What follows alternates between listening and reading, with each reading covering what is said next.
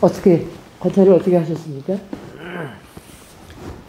저는 수행을 다른 방식으로 하다가 이제 한 2, 3개월 전부터 법문을 들으면서 스님 법문, 마하보디, 담마토크까지 대부분 들으면서 제가 고민하던 부분이 이미 상당히 많이 풀렸습니다. 풀렸지만 조금 더 듣고 싶어서 왔고요. 다른 고민이 아니라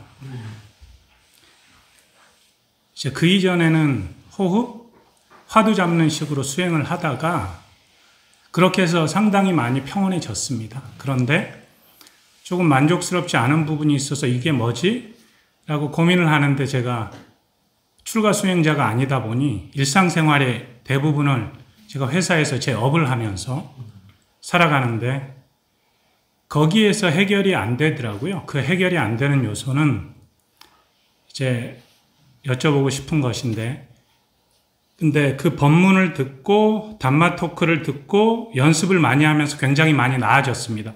경주역에 내릴 정도만 해도 보여지는 거, 들려지는 거, 그다음 제 몸의 감각까지도 요즘은 굉장히 많이 볼 수 있고요.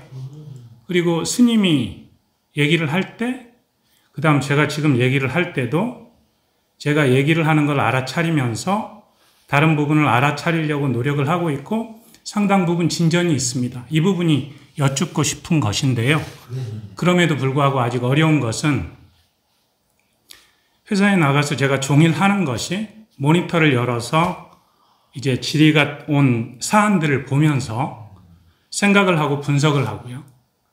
두 번째, 생각하고 분석한 이후에 답을 내서 써서 보는, 쓰거나 치는 일.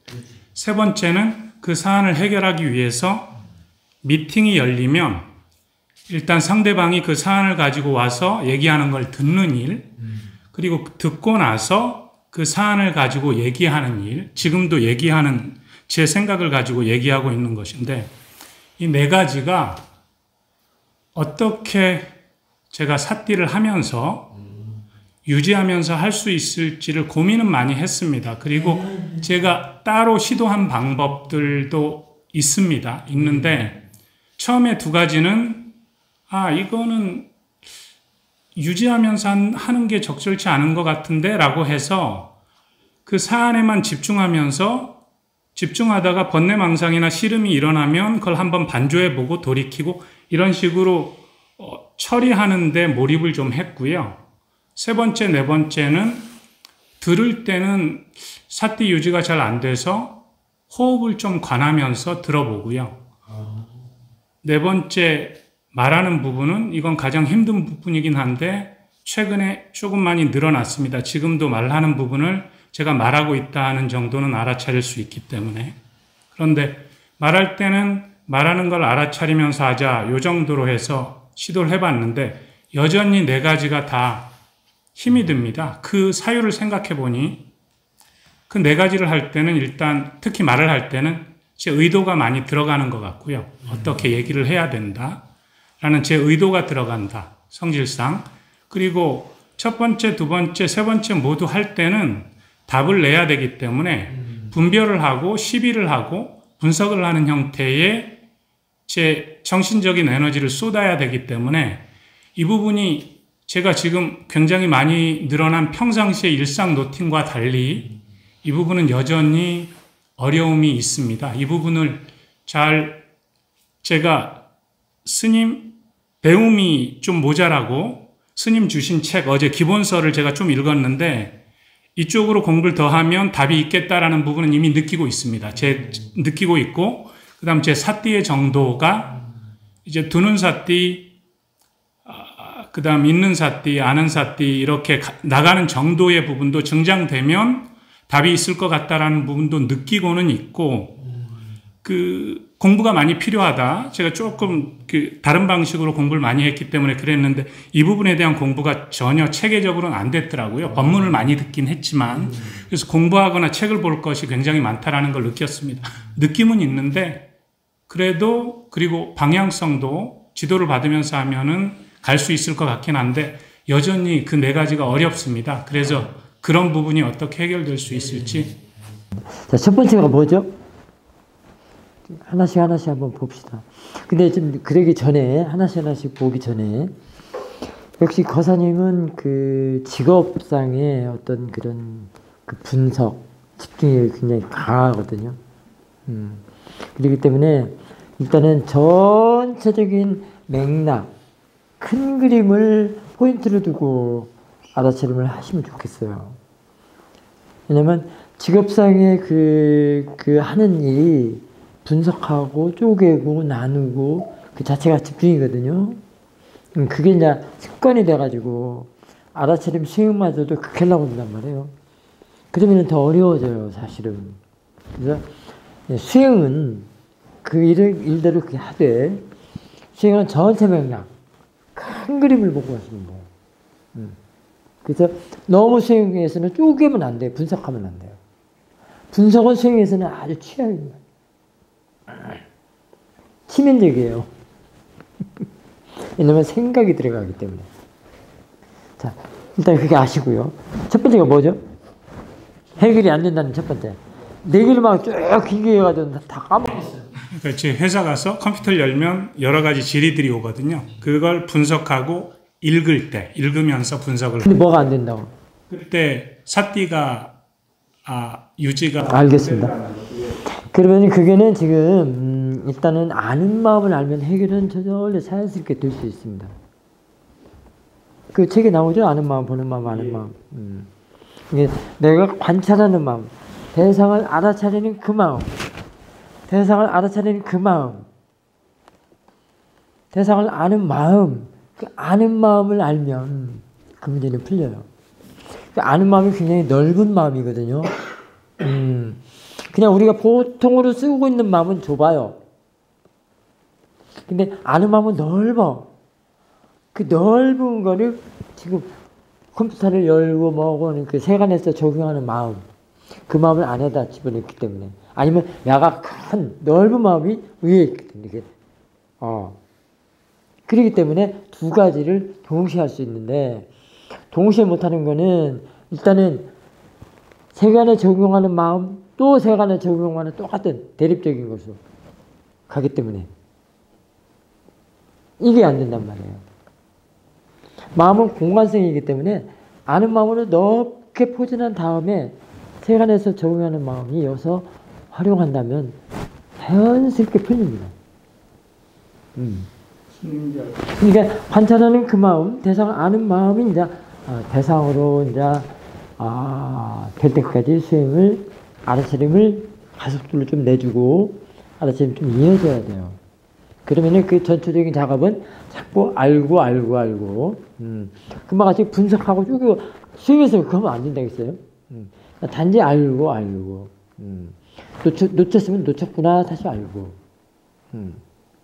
이렇게 가볍게 해줘야 돼요. 가사님은 그게 더 필요해요. 가볍게 해주는 거. 터치하듯이. 이건 파헤치면 금물이에요. 파헤치면 안 돼요. 그러니까 지금 그 가사님의 직업하고는 정반대가 될 수 있죠. 좀 어려울 수도 있는데, 일단은 회사 가가지고 직장 가가지고 이제 컴퓨터 하고 뭐 하고 하는 거는 그 일은 굉장히 하세요. 하시고, 짜투리 시간들 있죠. 네, 잠시 내 시간이 드는 거, 뭐 점심 공양을 한다든가 화장실을 간다든가, 그때는 알아서 또 살려요. 지금 내가 뭘 알고 있지? 묻는 사태를 해주시라고. 그 다음에 소파에서 이렇게 쉴 때도, 대상을 알아채면 돼요. 넓게. 들어오는 대로 알아주는 대로 이렇게. 그런 작업을 병행을 우선 지금 해줘야 돼요. 그렇게 하면, 하는 마음이 넓어지면. 그러면 세간의 마음이 이제 그 안에 들어가기 때문에 두 가지를 동시에 할 수 있단 말이에요. 그리고 자동으로 풀려요. 굳이 이걸 어떻게 하지 할 필요가 없어요. 왜냐면 아는 마음은 아는 마음을 대상으로 하기 때문에 굳이 어떻게 어떻게 세간적인 것을 어떻게 조절할 필요가 없다 이 말이에요. 그 부분이 동일하게 제가 쓰거나 하는 작업을 이거 갖고 문제 하는데도 삼을 일이 없어 지금. 컴퓨터를 열고 타빙 치고 분석하고 막 세간에 적용하는 마음 있죠. 그걸 탓할 필요가 없어. 제가 그런 거에 몰입하다 보니 칠 때도 내가 동작을 움직이고 있고 하고 있고 이런 거에 하면서 깨어 있어야지 하는데 이게 잘 안 되기 때문에 깨어있음을 아는 마음으로 바꿔서 쓰면 된단 말이에요. 예. 그럼 아는 마음을 대상으로 아는 마음을 대상으로 할 때는 그 터치하듯이 해야지 아는 마음을 알게 되지 그렇지 않으면 안 돼요. 그러면 자동적으로 풀려요. 아는 마음은 두 가지를 동시에 할 수 있어요. 세간의 마음하고 알아차림하고. 그거를 조금씩 느끼고 있습니다. 그래요. 그럼 좋고요. 들을 때와 말할 때는 조금 유의해야 할 게 있을까요? 그러면요. 들을 때는 대상 쪽에 너무 파고들면 안 돼요. 붙이면 안 돼요. 아까 얘기했듯이 통증이라고 할 때 통증 그 자체를 대상으로 보게 된단 말이에요. 그게 집중이 들어가서 이 관찰하는 마음을 볼 수가 없어. 그게 아는 마음이거든요. 대상을 아는 마음을 볼 수가 없어. 이 사물, 통증, 사물 이런데 그 자체를 놓고 봐버리면은 이 아는 마음이 관찰하는 마음이 여기 그냥 팍 꽂아져 버려가지고 볼 수가 없단 말이에요. 나를 떨어뜨리고 띄어서 봐야 되는 거예요. 그래서 그래요. 들을 때 터치하듯이만 하면 돼요. 터치하듯이. 그냥 대상으로 알고 그러면 돼요. 약간 힘든 부분이 어쨌든 내용을 알고 분석을 해서 답을 해야 되기 때문에 그걸 집중해서 들으려고. 그러니까 이제 회사 가서는 그렇게 하고 어쩔 수가 없잖아요. 이제 수행체 가가지고 오래 생활을 한다든가 뭐 한 3개월 뭐 이렇게 뭐 한다든가 하면은 그게 아는 마음을 이어질 수가 있는데 알고 있는 세간에서 그 빼내기 힘들잖아요. 그게 세간하고 병행할 때는 이게 어려운 거예요. 또. 근데도 이 수행은 세간에서 정말로 필요하고 할 수 있는 수행이에요. 이게. 다른 거는 좀 힘들 수가 있지만 이 수행은 제자들이 얼마든지 써먹고 활용할 수가 있는 수행이다. 그 다음에 두 번째. 호흡 갖고 보면 이게 한 것 같은데 네 가지 중에 이제 두 번째는 그게 연결된 거였고요. 말할 때가 가장 이제 어려움이 있다라고 말씀을 드렸었습니다. 말을 하면서 깨어 있는 거. 말하거나 TV 보거나 또는 뭐 책을 보거나 이런 것들은 다 아는 마음이 알면은 해결이 돼요. 처음에 얘기해 주신 그 부분 가지고 뭐 호흡 얘기 좀 나왔었는데. 호흡은 자기가 일상생활하면서 회사에서 그런 일을 하면서 호흡을 본다는 거는 참 힘든 거예요.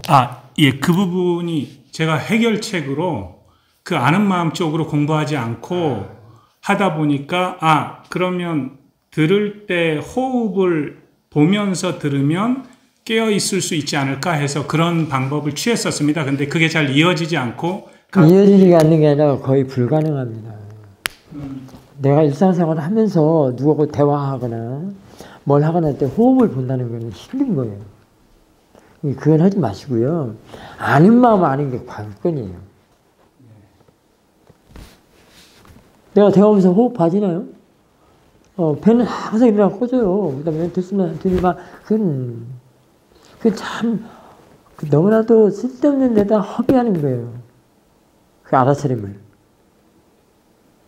안 되는 걸 그렇게 한단 말이죠. 누가 대화하면서 호흡을 보면서 대화하나요?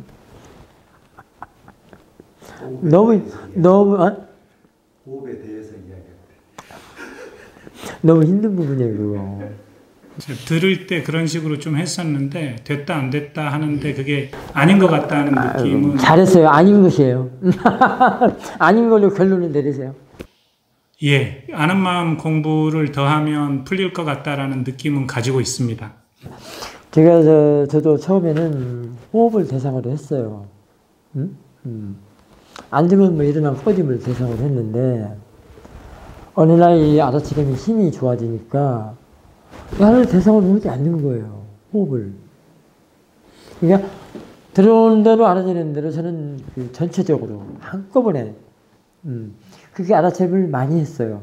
하면서도 이제 뭐 터치하듯이 걸으면은 그 걸음 쪼개고 나누고가 아니고 그냥 통자로 이렇게 흐르면 걷는 그 자체.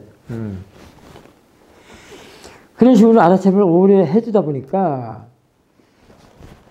좌선했는데도 이 안을 안 보는 거야. 그 말은 또 다른 의미가 뭐 있냐면 이제 아는 마음을 알게 되고 아는 마음이 대상이 되고 또 지켜보는 마음 이런 쪽으로 마음이 대상이 된 거예요.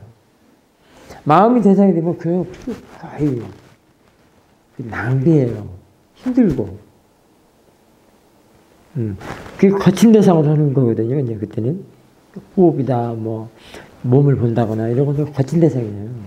그런 것들은 초심자들에게는 좀 이 초심자들도 정보를 잘 하고 해야 돼. 아까 같이 통식이면 통식 그 자체로 대상으로 보는 게 아니고 그 감각이나 느낌이나 대상으로 이렇게 놓고 보면서 보는 마음 쪽 그걸 점검을 해줘야 된단 말이죠. 그런데 이걸 놨다라는 것은 대상으로 하지 않는다는 것은 거친 대상이 아니다는 얘기예요. 마음이 미세하거든요. 이 몸보다도. 마음을 미세한 걸 하니까 그게 더 힘이 있다는 거예요. 그리고 거친 번뇌도 줄어들었다는 얘기고. 그리고 관찰이 더 용이해. 관찰이 더 용이하잖아요. 번뇌 쪽에서 번뇌가 없기 때문에. 그렇게 해서 지혜가 나는 쪽으로 가는 거예요. 평생을 이거 일어나까지 호흡만 본다가는 이거는 벗어날 수가 없습니다. 느꼈습니다. 그리고 제가 욕심이 좀 많은 편이어서 스님 법문을 들으면서 그것도 분석적으로 좀 보긴 했고요. 스님 법문 중에 여러분들은 알아차림이 어떻습니까? 저는 이렇게 여러분들한테 법문을 하면서도 밖에 새소리, 여러분들이 표정이 어떤지 이렇게 하는 부분들을 다 봅니다. 그래서 제가 종국적으로 가야 될 길이 그렇구나라는 정도를 이제 욕심으로 그걸 타겟해서 가려고 하는 것인데 그게 수행으로 갈 수 있는 길이다라는 거는 느끼고 있습니다. 그게 이제 아는 마음 알면 그게 돼요. 그 다음에 이제 지켜보는 마음을 알게 되고 그래서 지켜보는 마음은 이제 이해하는 부분이거든요. 대상과 아는 마음에 대해서 이제 이해를 해요. 그리고 나서 이제 지혜가 나면은 지혜는 더 높거든요. 그렇기 때문에 그 지혜 안에 들어있는 대상들은 그냥 저절로 알아져요. 오늘 아침에 뭐 공양간에 그 종이 울렸는데 나만 들은 것 같아. 우리 부사님들은 나오면서도 모르시더라고. 소리가 안 들렸대. 근데 오늘따라 또 종을 일찍 쳤어요. 6시 반에 좀 울릴까 했더니 15분에? 10분인가 15분에 울리더라고. 저는 그 소리 듣고도 좀 빨리 쳤네 이렇게 생각을 했는데 저는 지금도 다 들려요. 이게 이파사나는 이렇게 깨어있음이 중요해요. 아는 마음을 알면 그래요. 아는 마음을 안다는 것은 모르는 마음의 반대거든요. 그게 사티로서 모르는 마음을 개발시키는 마음이에요. 개발시키는 마음. 그렇기 때문에 그걸 명이라고 할 수 있습니다. 밝은 명. 그게 깨어있는 마음이라고 할 수 있습니다.